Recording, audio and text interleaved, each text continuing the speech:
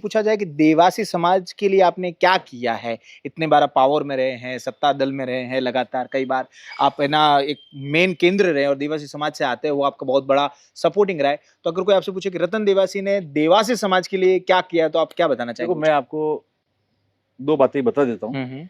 क्योंकि काफ़ी लंबा भी नहीं होना चाहिए। सिर्फ़ 2 बातें बता हुँ, दूँ। एक हुँ, जनप्रतिनिधि के नाते बिल्कुल।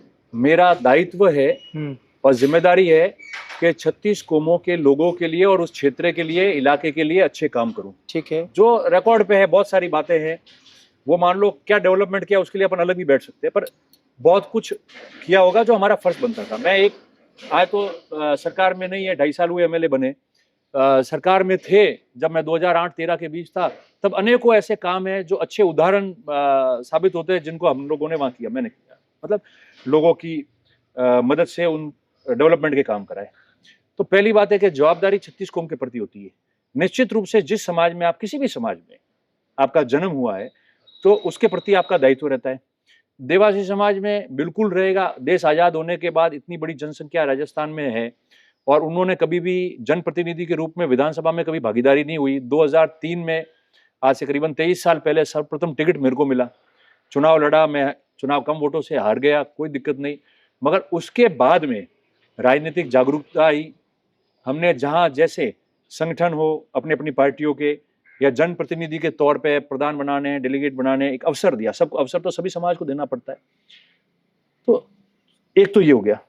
इसके अलावा मैं उन बातों पे नहीं आना चाहता कि यहाँ आवासीय विद्यालय हो गए, यहाँ छात्रावास हो गए, सरकार की स्कीमें हैं, जो मेहनत करेगा वो आ जाएगी, वो कोई बड़ी बात।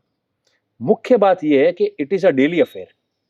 डेली अफेयर कैसे होता है कि सुबह से लेकर शाम तक आप बैठे हो, हम 17-18 घंटे काम करते हैं, पूरे दिन फील्ड में घूमते हैं। प्रत्येक व्यक्ति के छोटे छोटे काम होते हैं जिसको कई बार नजरअंदाज किया जाता है और उसकी सुनने वाला कोई नहीं होता है। तो जब हम लोग बैठते हैं तो ये डेली का बात है कि आज मेरे ये काम पड़ गया है, मेरे लिए यहाँ टेलीफोन कर लो, मेरे लिए यहाँ कह दो, मेरे लिए वहां कह दो। तो निरंतर 24 घंटे का 365 दिन का प्रोसेस है, वो भी काम में ही आता है। ऐसा नहीं होता कि बहुत एक्सक्लूसिव, बहुत बड़ा आपने कुछ करना था और आपने किया कि नहीं किया। मैं सरकार में एमएलए रहा 5 साल, जब 8 और 13 में पहली बार जीते, और लोगों में चाम भी था कि पहली बार हमारा एमएलए जीता है, सरकार आई है। उस समय आप समझो कि पहली बार उन्होंने राज भी देखा होगा।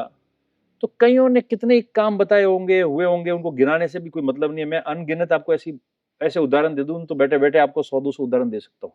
डेली अफेयर्स की बात कर रहा हूँ मैं, हुँ, डेली अफेयर्स की। और बाकी तो सरकार के स्कीम का लाभ उनको मिले, उसके लिए निश्चित तौर पे बहुत सारे प्रयास किए। वो तो रिकॉर्ड पे है विधानसभा के, और जो हुआ है फील्ड में वो भी है, भले कुछ भी हो। अब स्पेसिफिकली कुछ है तो आप मुझे बताना, मैं बता दूंगा आपको क्या है। तो मैं समझता हूँ कि जनप्रतिनिधि के नाते 36 कौम के प्रति आपकी जवाबदारी रहती है, करना है। समाज में हूँ मैं, और बता दो, लोगों ने जब समाज में वो इतनी पहली बार आया तो लोगों ने मेरे पे टैग लगा दिया जातिवाद का। मैं हमेशा कहता आया, आज भी कह रहा हूँ कैमरे के सामने, कि अगर अच्छे समाज को, आपके समाज को अच्छी शिक्षा देनी है, अच्छा संगठन बनाना है, अच्छी तरीके से वो जनप्रतिनिधि बने और आगे बढ़े, तो ऐसा जातिवाद जो है वो समाज हित का और सभी समाजों के हित का होता है, निश्चित तौर पे करना चाहिए।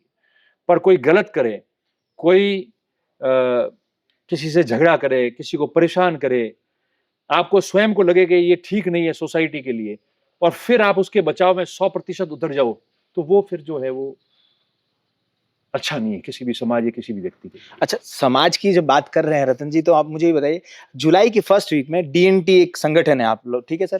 जिसमें कई अलग-अलग अदर जातियाँ आई है, ठीक है सर?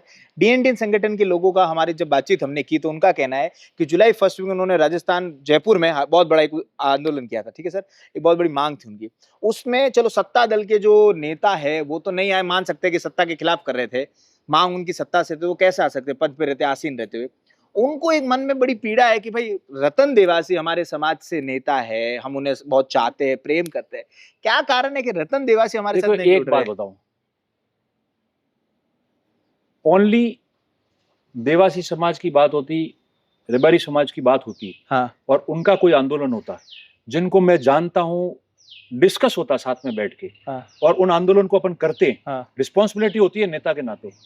कल वहां मान लो कौन लोग आ रहे हैं, क्या हुआ है, नेतृत्व में कहाँ कमी रही जिसकी वजह से बल प्रयोग भी हो गया, ये सारी चीजें तो जिम्मेदारी किसकी होती है? लीडर की, किसी और की नहीं होती है। अगर मैं नेतृत्व करूंगा, मेरी जिम्मेदारी बनेगी तमाम चीजों की।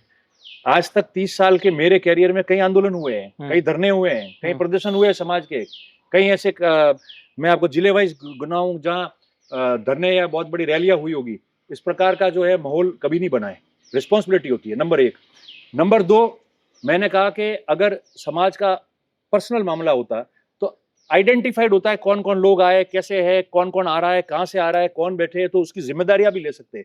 क्योंकि मेरी जिम्मेदारी राजस्थान के प्रति भी है, समाज के प्रति भी है, अन्य समाजों के प्रति भी है, लोगों के प्रति भी है।